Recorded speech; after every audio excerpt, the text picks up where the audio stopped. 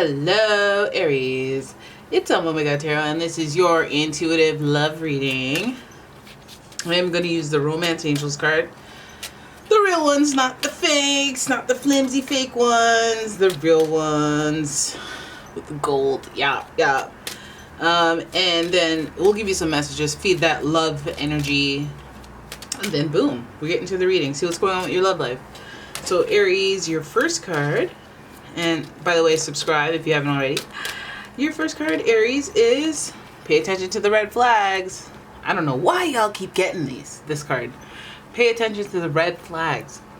Aries, sometimes you're a bit impulsive, and so I understand why the red flags, you just kind of fly right by it. But the signs are cautioning you. And so if you're making the same mistakes or you find yourself in the same situations, you kind of have to go inward.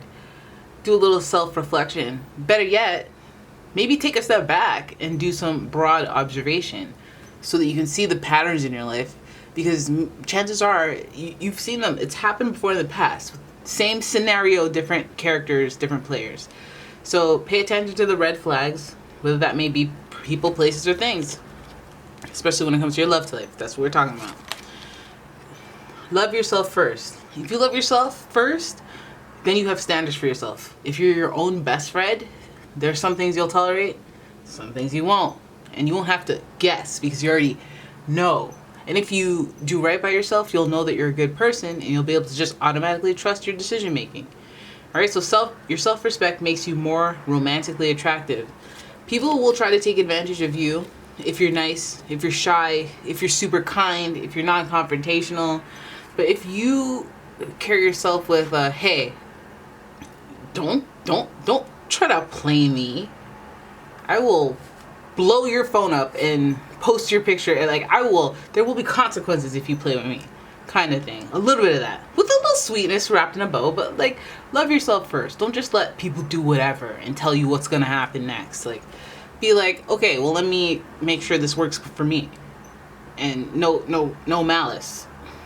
You know, I have to make sure this works for me, obviously, because I care about me, you care about you. You know, and let's see if that can interlink, but I'm not going to just follow you. Remember that, Aries. Love yourself first. Keep an open mind. Your soulmate may differ from your usual type and expectations. Oh, Aries. Listen, situations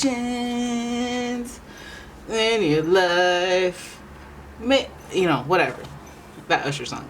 But keep an open mind, because some of you guys are still holding out for Brad Pitt type. Well, I guess not Brad Pitt anymore, but some of you guys are holding out for a certain make model, and it's time to be like, listen, you can still get that. Just as long as you're open to the fundamentals. Are they kind? Are they nice? Are they respectful? Do they have integrity? Do they respect? How do they treat me? Keep an open mind. Whoever treats you well is the one who gets to audition next for your next top model. Great? So let's keep going. So some of you have your situationship. Some of you guys look like you're dating.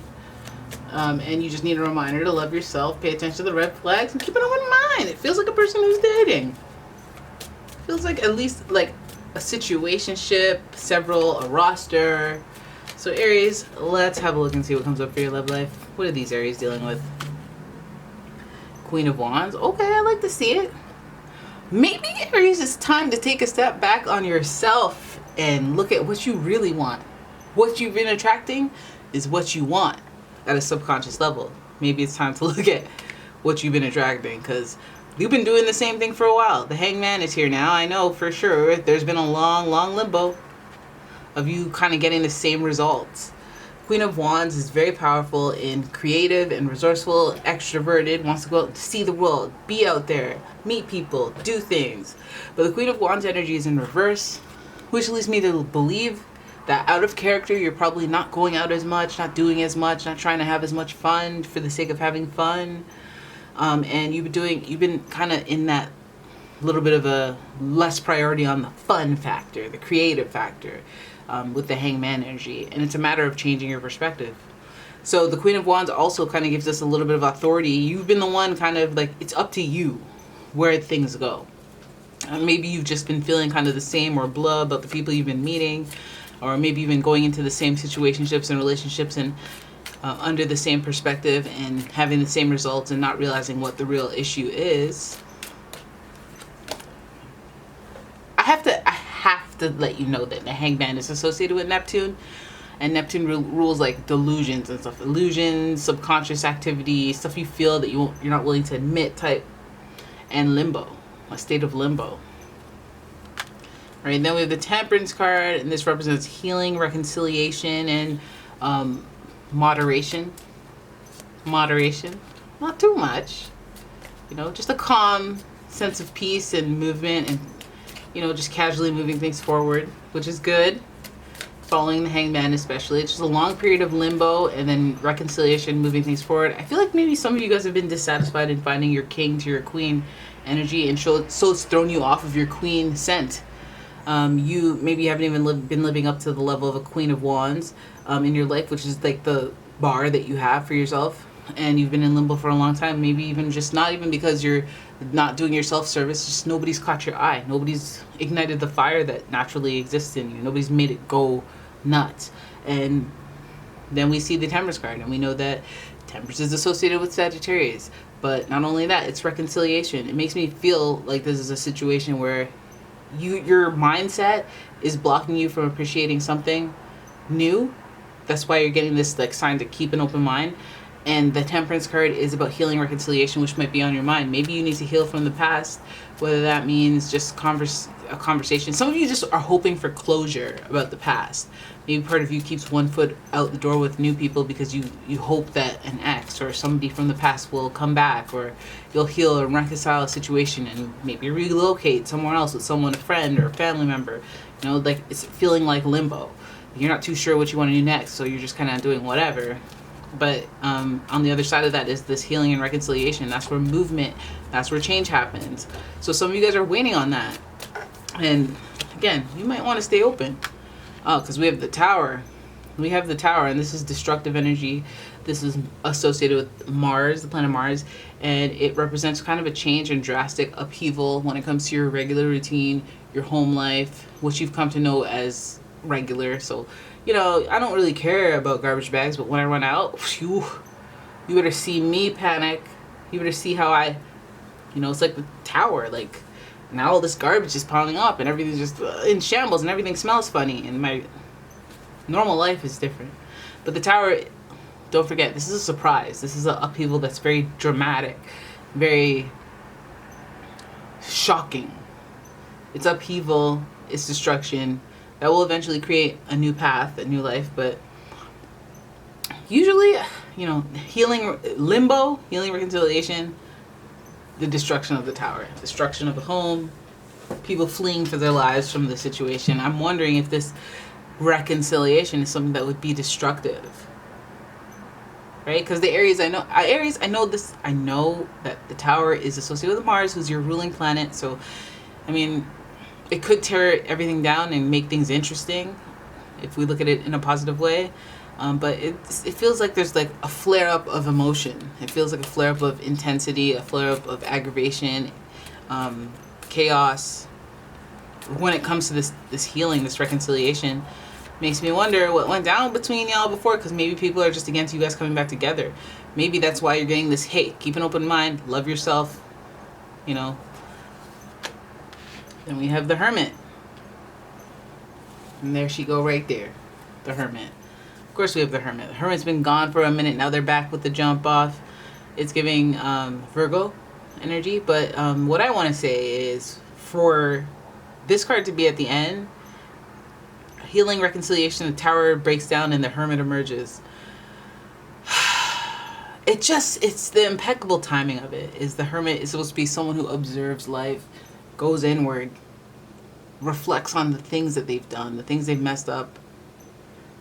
And then they try to compare themselves to other people and see, did I mess up that bad, or did I not? Like, am I doing good or no? Let me compare myself to other people by watching them and not participating in life. But I'll go to, like, have an experience in a different country, see how they do things there, and then maybe realize that I'm not that bad. Or maybe I realize that I got to change some things. But the whole point is the Hermit goes off to really observe and try to be unbiased in what they're observing, and like be like, okay, practical.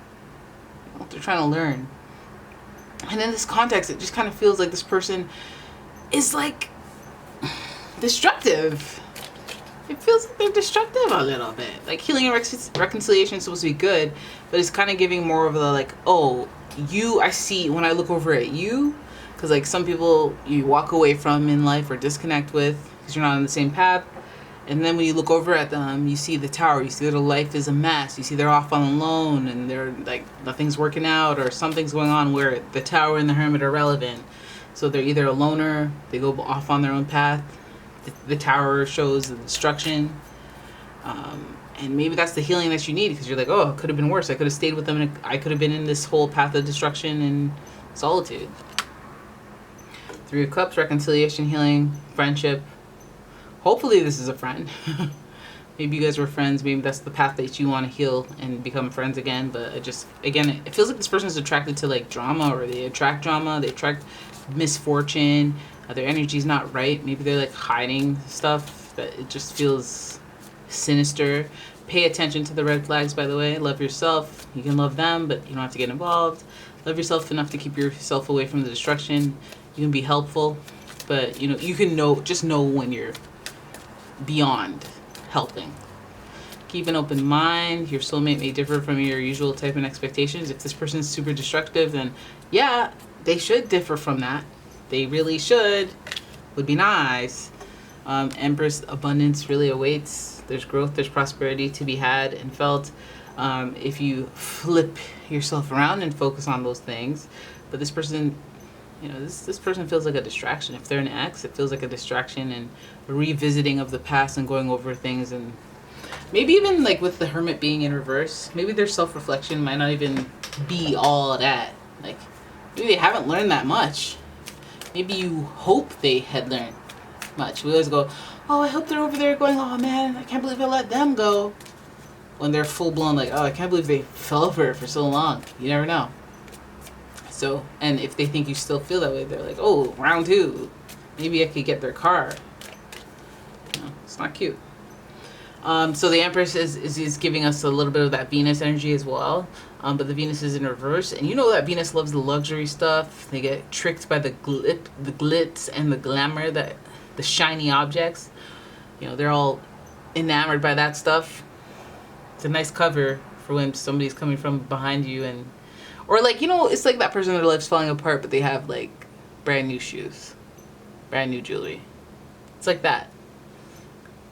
So just, yeah, pay attention to the red flags. Some people are maybe more bravado than anything, but healing and reconciliation from the past doesn't necessarily mean that you're going to heal and reconcile with that person in full form. It's like forgiving it for yourself because they might be in worse shape. From the looks of it, it feels like they attract a lot of drama, a lot of like... Maybe they're just still going through the motions in their life. Maybe you'll if you still think about somebody that they're now just... They're chaotic right now. It's like, I don't want this for you. But like, if you welcome the drama, hey, welcome them. Welcome back.